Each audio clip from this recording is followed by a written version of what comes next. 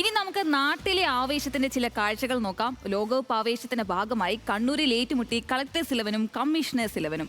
ജില്ലാ collector P വിഷ്ണുരാജിന്റെ ക്യാപ്റ്റൻസിയിൽ ഇറങ്ങിയ Brazil team commissioner P Nitin രാജിന്റെ അർജന്റീനയെ തോൽപ്പിച്ചു. കായിക താരങ്ങൾ, ജനപ്രതിനിധികൾ, ഉദ്യോഗസ്ഥർ തുടങ്ങിയവർ പങ്കെടുത്തു.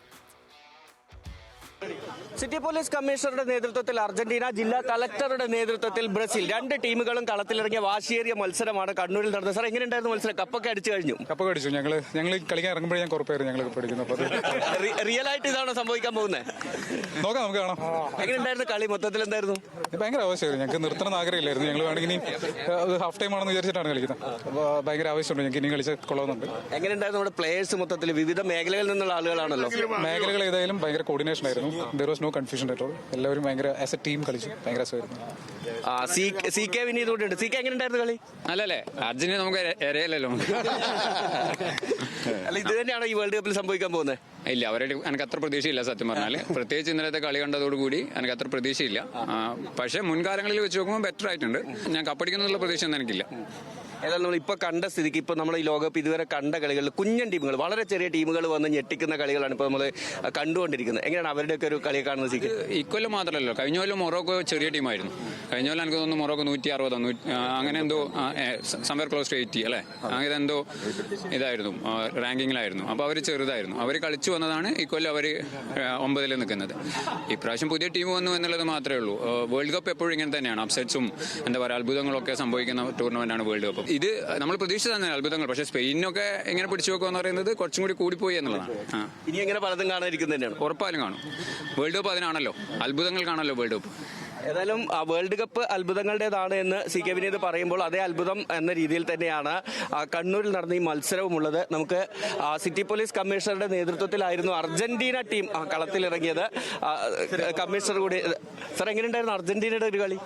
അർജന്റീനയുടെ കളി എന്ന രീതിയിലല്ല, ഫുട്ബോൾ ആവേശകരമായിട്ട് കളിച്ചു എന്ന് പറയാം. ഒരുപക്ഷെ ലോകകപ്പിന്റെ ഒരു പ്രത്യേകത എന്ന് പറയുന്നത് പല മേഖലകളിലുള്ള ആളുകൾ അങ്ങനെ ഒരു വികാരം, ഒറ്റ വികാരമായി മാറുന്നതാണ്. അത് തന്നെയാണ് നമ്മൾ ഇവിടെയും കണ്ടത്. പിന്നെന്താ, ഫുട്ബോൾ എന്ന് പറഞ്ഞു കഴിഞ്ഞാൽ ഫുട്ബോളിന് സ്വപ്നം കാണുകയും ഫുട്ബോൾ സ്വപ്നത്തിൽ അതിൽ തന്നെ ജീവിക്കുന്ന ഒരുപാട് ആൾക്കാരുടെ നാടാണിത്.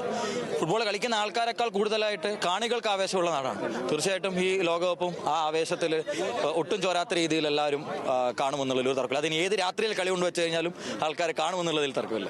ഏതായാലും കണ്ണൂർ സിറ്റി പോലീസ് കമ്മീഷണറായ നിതിൻ രാജ് കണ്ണൂരിൽ നിന്ന് മടങ്ങുകയാണ്. അതിന് മുൻപ് ഇത്തരത്തിലൊരു വലിയ ഒരു കായിക ആവേശത്തിന്റെ ഭാഗമായിട്ട് കൂടിയാണ് അദ്ദേഹം ഇവിടെ നിന്ന് മടങ്ങുന്നത്. നമുക്ക് അർജന്റീന ടീമിനെ കാണാം. അവരിവിടെ റണ്ണേഴ്സ് അപ്പ് ആയിരുന്നെങ്കിൽ പോലും അവരും അതിന്റെ ആഘോഷത്തിലാണ്. K V Sumesh M L A ഉണ്ട്. എങ്ങനെയുണ്ടായിരുന്നു?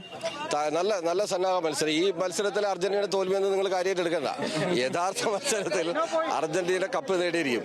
Kannur M L A T O മോഹനാണ്. എങ്ങനെയുണ്ടായിരുന്നു കളി? ഇടക്ക് വെച്ചാണ് ഇറങ്ങിയതല്ലേ കളത്തിലേക്ക്? അല്ല, നല്ല ആവേശമുള്ള, കാരണം നമ്മളെ സമൂഹത്തിലെ എല്ലാ വിഭാഗത്തിലുള്ള ആളുകളും വന്ന് അത് കാണുക, നമ്മളതിന്റെ കൂടെ ഇറങ്ങുക, കളിക്കുക. അപ്പൊ നമ്മൾക്ക് സ്പോർട്സ് എന്ന് പറയുന്നത് എല്ലാവരും മനസ്സിൽ കൊണ്ടു നടക്കുന്ന ഒരു കാര്യമാണ്. ചിലർ ഫുൾ ടൈം കളിക്കുമായിരിക്കും, അല്ലാത്ത സമയത്ത് നമുക്ക് ഇങ്ങനെ ഒരു അവസരം കിട്ടുമ്പോൾ അതിനോട് ചേർന്ന് നിന്ന് ജനത്തിന്റെ സന്തോഷത്തിൽ പങ്കെടുക്കുക എന്ന് പറയുന്നത്, പ്രത്യേകിച്ച് ലോകകപ്പിന്റെ ഒരു ആവേശം കൂടി ഉള്ളപ്പോൾ വളരെ സന്തോഷം. എല്ലാവരും നന്നായിട്ട് തന്നെ കളിച്ചു. മറ്റൊരു അർജന്റീന ഫാനായ എം എൽ എ ആണല്ലേ? ഇന്നത്തെ ഈ സന്നാഹ മത്സരം തോറ്റ നോക്കണ്ട, കപ്പ് അർജന്റീന നിലനിർത്തും, തൂക്കിയിരിക്കും. സന്തോഷ് കീഴാറ്റൂർ സിനിമ നടൻ, അദ്ദേഹം ഈ കളിയുടെ ഭാഗമായിട്ട് പങ്കെടുത്തത്. സന്തോഷം, എങ്ങനെയായിരുന്നു? വലിയ ആവേശത്തിലായിരുന്നു. വലിയ ആവേശമാണ്. കാരണം എപ്പോഴും ഈ ഫുട്ബോൾ എന്ന് പറയുമ്പോൾ അറിയാലോ, നമ്മുടെയൊക്കെ എന്താ പറയാ, ഏറ്റവും ലോകം മുഴുവൻ ആവേശത്തിൽ ഒരു കുടക്കീഴിൽ, ഒരു ആകാശത്തിന് കീഴിൽ അണിനിരക്കുന്ന ഏറ്റവും വലിയ ലോകത്തിലെ മത്സരം തന്നെ ഫുട്ബോളാണ്. ഇത് ലോകം മുഴുവൻ അലോടിക്കാണ്. അതിൽ ഏറ്റവും കൂടുതൽ എനിക്കൊന്ന് ലോകത്തിൽ തന്നെ ഇത്രയും ഫുട്ബോൾ പ്രേമികൾ ഉള്ളത് കേരളത്തിലായിരിക്കാം, നമ്മുടെ കൊച്ചു കേരളത്തിലായിരിക്കാം. മറ്റു രാജ്യങ്ങളൊക്കെ അന്തം വിട്ടുപോയിരിക്കുകയാണ് ഇവിടുത്തെ ബ്രസീലിന്റെ ഫാനെയും അർജന്റീന ഫാൻ, പോർച്ചുഗൽ ഫാനെയും ഒക്കെ കണ്ടിട്ട്. ഏതായാലും സൗഹൃദ മത്സരം എന്ന രീതിയിലാണ് സംഘടിപ്പിച്ചതെങ്കിലും ആവേശത്തിന് ഒട്ടും കുറവുണ്ടായിരുന്നില്ല. അർജന്റീന ഫാൻസ് തൽക്കാലം ഈ മത്സരത്തിൽ പരാജയപ്പെട്ടെങ്കിലും അവർ പറയുന്നത് ഇത് കണ്ട് ആരും അങ്ങനെ ബ്രസീൽ കപ്പടിച്ച് പോകും ഈ ലോകകപ്പിൽ എന്ന് പ്രതീക്ഷിക്കേണ്ടത് തന്നെയാണ്. ഏതായാലും വലിയ ആവേശമാണ് കണ്ണൂരിലെ ഈ മത്സരത്തിലും കണ്ടത്. മോനിഷ് മോഹനോടൊപ്പം നിഖിൽ അളവൂർ, ന്യൂസ് മലയാളം, കണ്ണൂർ.